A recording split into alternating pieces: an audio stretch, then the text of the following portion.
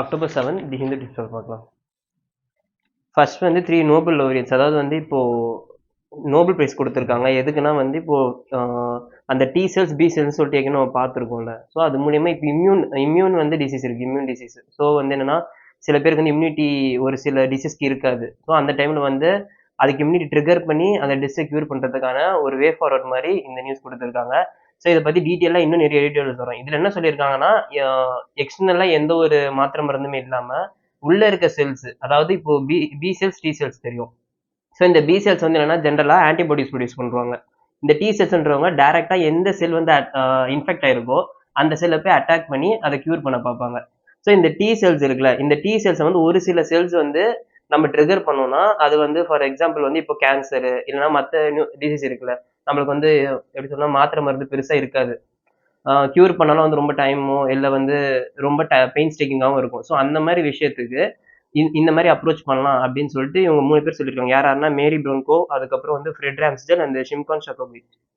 இவங்க 3 பேருமே சொல்லியிருக்காங்க. ஸோ ஜஸ்ட் ஜென்ரலா இந்த டி செல்னா என்ன, பி செல்னா பேசிக் கான்செப்ட், டிரான்ஸ்கிரிப்டோன்னா என்ன, இந்த மாதிரி விஷயம் மட்டும் தெரிஞ்சாலே போதும். பெருசா வேணும்னா ஏதாவது எடிட்டோரியல் ஏதோ இன்னும் ப்ராடரா டிஸ்கஸ் பண்ணாங்கன்னா அப்போ பார்த்துக்கலாம். இது ஓகேவா? நெக்ஸ்ட் வந்து பீகார் எலெக்ஷன் ஸ்டார்ட் ஆகுது. அதுக்கு முன்னாடி என்னென்ன ப்ராப்ளம் கொஸ்டின் பார்த்தோம் நம்ம. ஸ்பெஷல் இன்டென்சிவ் ரிவிஷன், அதுக்கப்புறம் வந்து இன்க்ளூசிவ் ரிவிஷன் ஆச்சு, அதுக்கப்புறம் எல்லாமே வந்து ப்ராசஸ் போயிட்டு இருக்கு. சரி, ஃபர்தர் அது பார்ப்போம். நெக்ஸ்ட் பேஜ் 4ல வந்து பார்த்தோம்னா cost card shows oil spill response. So இந்த ஆயில் ஸ்பில்னு இருக்குல்ல, இதுமாரி இப்போ டிசாஸ்டர் மாதிரி ஆயிட்டு இருக்கு. எங்கெங்கெல்லாம் ஆயில் ஸ்பில் இருந்தாலும் அதை வந்து கியூர் பண்றது ரொம்ப, அதை வந்து அந்த ஆயில் வந்து தண்ணியில விழுந்துருச்சுன்னா அது எடுக்கிறது ரொம்ப கஷ்டமா இருக்கு. ஏன்னா வந்து ஆயில் மேல இருக்கிறதுனால இப்போ நம்ம பம்ப் யூஸ் பண்ணாலும் எது யூஸ் பண்ணாலுமே ரொம்ப கஷ்டமா இருக்கு அதை வெளியே எடுக்கிறதுக்கு. அதே மாதிரி ஒன்ஸ் ஆயில் வந்து டாப் ஆஃப் தி லேயர், அதாவது வந்து இப்போ ஒரு ஓஷன் வாட்டர் இருக்குன்னா லேயர்ல கவர் ஆயிடுச்சுன்னா அது கீழே இருக்க ஆர்கனிசம்ஸ் ஃபிஷஸ் எதுவாக இருந்தாலும் அதுக்கு ஆக்சிஜன் சப்ளை கம்மியாயிடும். ஏன்னா ஏர் மிங்கிள் ஆகுறதுனால தான் ஆக்சிஜன் சப்ளை இவ்வளோ பெனட்ரேட் ஆகும். இப்போ ஆயில கவர் ஆகிறதுனால கீழே ஆக்சிஜன் சப்ளை போக நிறைய ஃபிஷஸ்லாம் வந்து நிறைய ஆர்கனிசம்ஸ் இறந்து போகுது. நிறைய என்டேஞ்சர் ஃபிஷஸ்லாம் வந்து அஃபெக்ட் ஆகுறதுனால. ஸோ அந்த ஆயில் டிசாஸ்டர்ன்றதை எப்படி வந்து ஓவர் கம் பண்ணலாம் அப்படின்னு சொல்லிட்டு நிறைய இனிஷியேட்டிவ்ஸ்லாம் போயிட்டு இருக்கு. இப்போ சென்னையில் ட்ரை பண்ணியிருக்காங்க, இந்தியன் கோஸ்ட்ல ட்ரை பண்ணியிருக்காங்க. அதே மாதிரி நீர் இதுக்கு ரிலேட்டடாக வந்து ஒரு பாக்டீரியா கண்டுபிடிச்சிருப்பாங்க. அது என்ன ஆயில் ஜாப்பர் அப்படின்னு சொல்லுவாங்க. ஸோ அதை பற்றியும் ரிலேட்டட் தெரிஞ்சுக்கிட்டு வந்தது. ஓகேங்களா? ப்ரிலிம்ஸ் பர்ஸ்பெக்டிவ்ல ஆயில் ஜாப்பர் கொஞ்சம் இம்பார்ட்டண்டான விஷயமே. நெக்ஸ்ட் வந்து சவுத் நியூஸ்ல வந்து பார்த்தோம்னா பேஜ் நம்பர் 7ல கேஸ் சர்வே பற்றி மென்ஷன் பண்ணியிருக்காங்க. ஸோ அப்போ கேஸ் சர்வே கடைசி எப்போ எடுத்தாங்கன்னா 1931ல தான் வந்து லாஸ்ட்டாக கேஸ் சர்வே எடுத்திருக்காங்க. 2011ல எடுத்திருக்காங்க. நான் பட் அந்த டேட்டாஸ் தான் வெளியே விடலை, அது அன்அஃபிஷியலாகவே தான் இருக்கு. ஸோ அந்த கேஸ் சர்வே இதோட இம்பார்ட்டன்ஸ், அதோட நெகட்டிவ்ஸ் எல்லாமே வந்து டிஸ்கஸ் பண்ணிட்டே இருக்காங்க. நம்மளுமே வந்து ஜென்ரலா மெயின்ஸ் பெர்ஸ்பெக்டிவ்ல கேஸ் சர்வே வந்து ப்ரோஸ் என்ன கான்ஸ் என்ன அப்படின்னு தெரிஞ்சு வச்சுக்கணும். பிளஸ் வந்து இப்போ 2025 26 சென்சஸ் எடுக்கிறதா பிளான் இருக்கு. அதுலயுமே கேஸ் சென்சஸ் வந்து இன்க்ளூட் பண்றதாவும் ஒரு ஐடியா இருக்கு. அதுவும் ஃபர்தரா பார்ப்போம் எக்ஸ்பெண்ட் ஆகும்போது. சேம் வந்து எஸ்சி வந்து அந்த 67% கோட்டா தெலுங்கானா ட்ரை பண்ணதை ரிஜெக்ட் பண்ணியிருக்காங்க. ஏற்கனவே நம்ம இந்திரா சாணி கேஸ் பார்த்துருக்கோம். அதில் என்ன சொல்லியிருப்பாங்கன்னா 50% இந்த கோட்டா டீட்டெயில் சொல்லியிருப்பாங்க. எக்கனாமிக் வீக்கர் செக்ஷன்ற கிரைட்டீரியா வந்து நம்ம எக்ஸ்ட்ராவா வந்து ஒரு ஒரு அப்ரோச் மாதிரி இருந்தால் எம்பவர்மெண்ட்டுக்கு ஒரு அப்ரோச் மாதிரி கொண்டு வந்திருந்தாங்க. ஸோ இப்போ மற்ற ஸ்டேட்ஸுமே பண்ணிட்டு இருக்காங்க இந்த மாதிரி விஷயம். மராத்தா வந்து ட்ரை பண்ணாங்க, மராத்தா மகாராஷ்டிராவில் ட்ரை பண்ணாங்க. இந்தியா தமிழ்நாட்டிலையும் ஒன் ஆஃப் தி ஸ்டேட் என்னன்னா 62% கிட்ட வந்து கொடுத்துருப்பாங்க. எதுக்குன்னா இந்த தமிழ்நாடு தமிழ் பிஎஸ்டிஎம் கோட்டான்னு சொல்லுவாங்க. யார் யாரெல்லாம் வந்து தமிழ் மீடியத்தில் படிக்கிறாங்களோ அவங்களுக்கு வந்து ரிசர்வேஷன் கொடுக்குற மாதிரி. ஸோ இந்த மாதிரி ஒரு ஸ்டேட்டுமே ஸ்பெசிஃபிக்காக மூவ் பண்ணுவாங்க.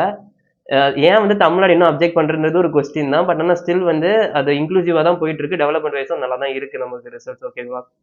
அடுத்த டாபிக் வந்து பார்த்தோம்னா என்ஷூர் கம்ப்ளைண்ட்ஸ். இப்போ வந்து நம்ம இந்த ட்ரக்ஸ் வந்து இப்போ இந்த கோல்ட் ரிஃப் அப்படின்னு சொல்லிட்டு ட்ரக் வந்து ரீசெண்டாக ஸ்டாண்டர்ட்ஸ் மாரி மத்திய பிரதேஷ் இந்த மாதிரி ஏரியாலாம் வந்து சில்ட்ரன்ஸ் டெத்துக்கு காஸ் பண்ணியிருக்கு.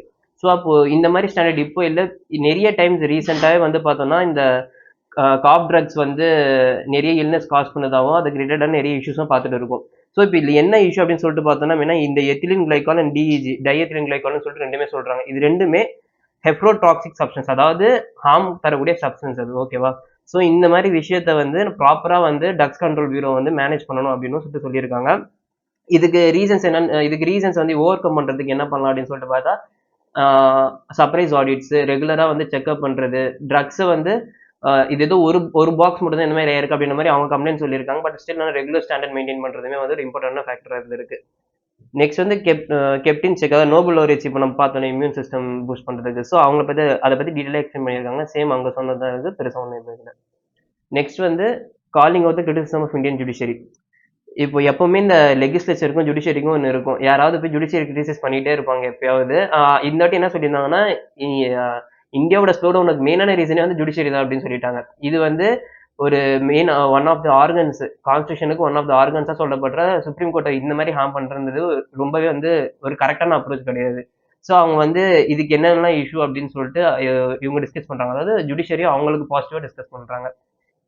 இவங்க என்னென்ன சொல்றாங்கன்னா, ஃபர்ஸ்ட் வந்து நீங்க கொடுக்குற ஆக்ட்ஸும் சரி, லாஸும் சரி, எதுவுமே ப்ராப்பரா இல்ல. வேக் டெஃபினிஷன்ஸ் இருக்கு. இந்த மாதிரி வேக் டெஃபினிஷன்ஸ்னால அதை நாங்க ரெக்டிஃபை பண்ணாதான் அது பீப்புள்ஸ்க்கு வந்து ரீச் ஆகும். அந்த பர்பஸே ரீச் ஆகும். அந்த பர்பஸ் ரீச் ஆகாம எப்படி வந்து ஜஸ்ட் வந்து ஒரு லா கொண்டு வர முடியும்? இது வந்து எப்படின்னா வந்து ரொம்பவே வந்து ஹார்மா இருக்க மாதிரி ஆயிடும் அப்படின்னு சொல்லியிருப்பாங்க. நெக்ஸ்ட் வந்து ஆஹ் அதுக்கப்புறம் பெஞ்சஸ் வந்து நீங்க நிறைய லீவ் எடுத்துக்கிறீங்க ஜட்ஜஸ்லாம். உங்களுக்கு டைமிங்லாம் வந்து 6 ஹவர்ஸ் 7 ஹவர்ஸ் தான் ஒர்க்கிங்கே இருக்கு அப்படின்னு சொல்லியிருக்காங்க.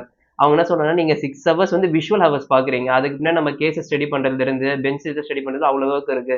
ஸோ அதையும் பார்க்கணும். அதே மாதிரி வந்து ஸ்டில் வந்து சுப்ரீம் கோர்ட் அண்ட் டிஸ்ட்ரிக்ட் ஜட்ஜஸும் சரி, ஹைகோர்ட்லயும் சரி, அவ்வளவு வேகன்சிஸ் இருக்கு. வேகன்சிஸ் ஃபில் பண்ணாம இருக்கீங்க. ஸோ இந்த ஜுடிஷியல் வேகன்சிஸ்மே வந்து ஃபில் பண்ணாதான் நீங்க எஃபிஷியன்சி கொண்டு வர முடியும். ஸ்டில் இப்போ ரீசெண்டா நேஷனல் ஜுடிஷியல் கிரிட்ல இருந்து வந்து டேட்டா கிரிட்ல இருந்து ரிப்போர்ட் வந்துருந்துச்சு. என்னன்னா சொல்லியிருந்தாங்கன்னா, கிட்டத்தட்ட 86% எஃபிஷியன்சில வந்து சுப்ரீம் கோர்ட்டும் ஹை கோர்ட்டும் ஒர்க் பண்ணுது அப்படின்ற மாதிரி சொல்லியிருக்காங்க. ஸோ இந்த அளவு எஃபிஷியன்சி டிஸ்போசல்ன்றது ஒரு நல்ல ரேட்டு தான். அப்போ வந்து நம்ம என்ன மற்ற ஸ்ட்ரக்சரல் இஷ்யூஸ் தான் பார்க்கணும் தவிர நீங்க வந்து எதுக்கேத்தாலுமே வந்து ஒரு மற்ற ஆர்கனை குறை சொல்றதுல வந்து அது எஃபிஷியன்சி இருக்காது. அது ப்ரொமோட்டும் பண்ணாது கோஆபரேட்டிவ் டெவலப்மெண்ட்டுக்கு அப்படின்னு சொல்லியிருக்காங்க. அதே மாதிரி உங்க கேசஸுமே வந்து அதுக்கு ஃபார்வர்ட் வச்சிருக்காங்க. இது கொஞ்சம் ரொம்பவே டைரக்டா அட்டாக் பண்ற மாதிரி தான் இருக்கு கவர்மெண்ட்டை. இந்த ஐபிசியை வந்து பாரத் நியாய சங்கீதா இப்போ வந்து ஒரு செக்ஷன்ஸுக்கு வந்து நேமை மாத்திட்டு அதே செக்ஷன் தான் வச்சிருக்கீங்க. இதுன்றது என்ன ஆகுதுன்னா இன்னும் வந்து எங்களுக்கு பேர்டனையும் எங்களுக்கு ஒர்க்கையும் தான் எக்ஸ்டெண்ட் பண்ணுது. அப்போ அதை சிம்பிளிஃபை பண்றது தானே முக்கியமான ஒர்க்கா இருக்கணும் அப்படின்னு சொல்லியிருக்காங்க. பிளஸ் இன்கம் டேக்ஸ் ப்ரொவிஷன்ஸ் வந்து இப்போ புதுசாக ஒரு ஆக்ட் கொண்டு வந்தாங்க.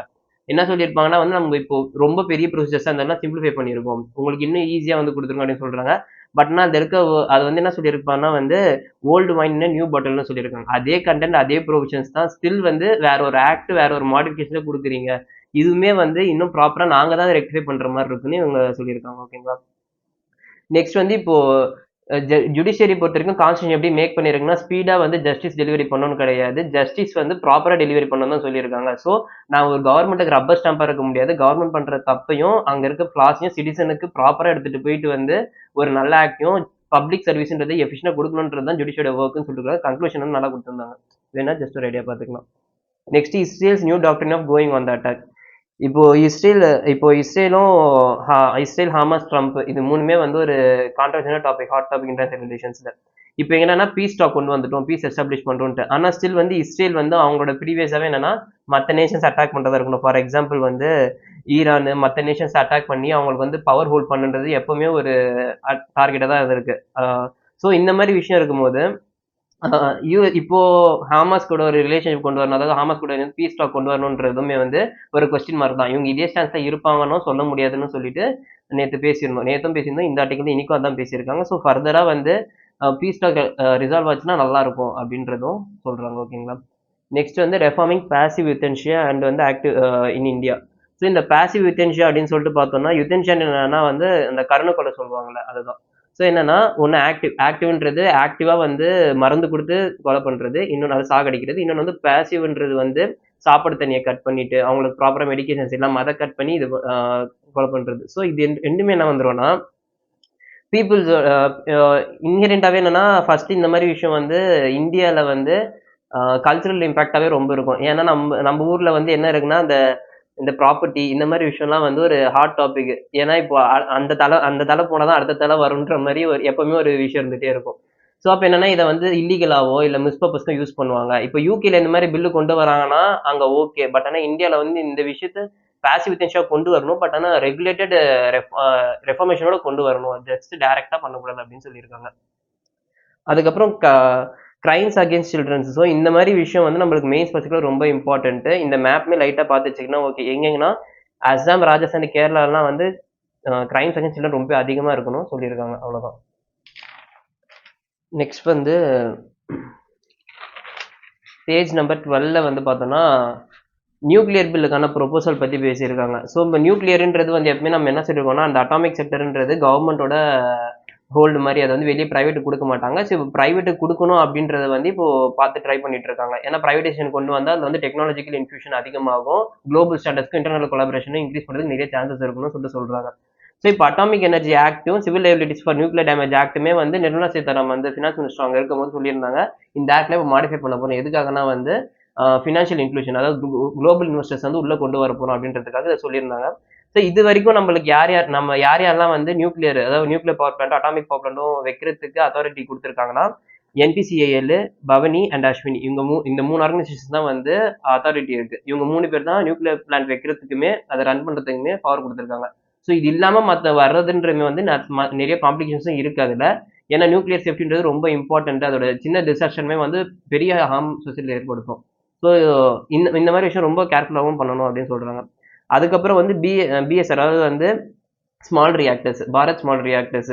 இந்த ஸ்மால் ரியாக்டர்ஸ் வந்து நம்ம தனி செப்பரேட் லொகேஷன்லாம் தேவையில்லை. இண்டஸ்ட்ரியல் கூடவே வந்து சேர்த்தே வந்து வைக்க முடியும். ரொம்ப சின்ன ஸ்பேஸ் தான் இருக்கும். ஸோ இது வந்து என்ன ஆகும்னா வந்து நம்ம ரெனியூவபிள் எனர்ஜி வந்து 500 ஜிகாவாட் அச்சீவ் பண்றதுக்கும் ப்ளஸ் வந்து 2030க்குள்ள 50% ஆஃப் நான் ஃபியூல் எனர்ஜியை கொண்டு வரதுக்குமே யூஸ்ஃபுல்லா இருக்கும்னு சொல்றாங்க. ஓகேவா?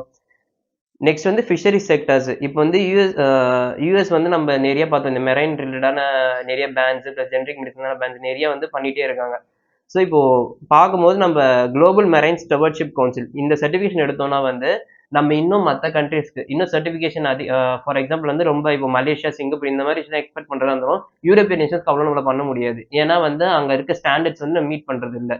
ஸோ அந்த ஸ்டாண்டர்ட்ஸ்லாம் வந்து இப்போ இந்த எம்எஸ்சி சர்டிஃபிகேட் வந்துடுச்சுன்னா மீட் பண்ண முடியும். ப்ளஸ் இவங்களுக்கு வந்து அதிக எக்ஸ்போர்ட் குவாலிட்டி ஃபிஷ்ஷஸ், ஷ்ரிம்ஸ் எல்லாமே கிடைக்கிறதுனால பெட்டராகவும் அவங்க ஃபார்மர்ஸ்க்கு வந்து இன்னும் பெட்டராகவும் இன்கமும் வரும் அப்படின்னு சொல்கிறாங்க. ஓகேவா? நெக்ஸ்ட் வந்து பார்த்தோம்னா எஸ்சி பிஸ்னஸ் பேஜ் வந்து SC to decide on security transaction tax and கான்ஸ்டியூஷனாலிட்டி.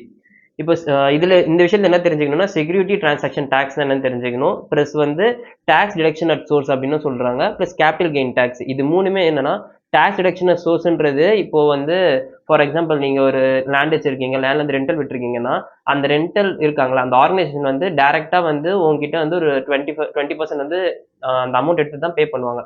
அந்த டிடிஎஸ்ன்றது வந்து உங்களுக்கு நீங்க கிளைம் பண்ணும்போது நீங்க ஜிஎஸ்டி ஃபைல் பண்ணும்போது நீங்க இன்கம் டேக்ஸ் ஃபைல் பண்ணும்போது உங்களுக்கு ரிட்டர்ன் ஆயிடும். ஸோ இந்த மாதிரி தான் டேக்ஸ் டிடக்ஷன் அட் சோர்ஸ், அதாவது டேக்ஸ் அந்த சோர்ஸை டிடெக்ட் பண்றது. ஓகேங்களா? பட்னா ரிட்டர்ன் ஆயிடும் இது.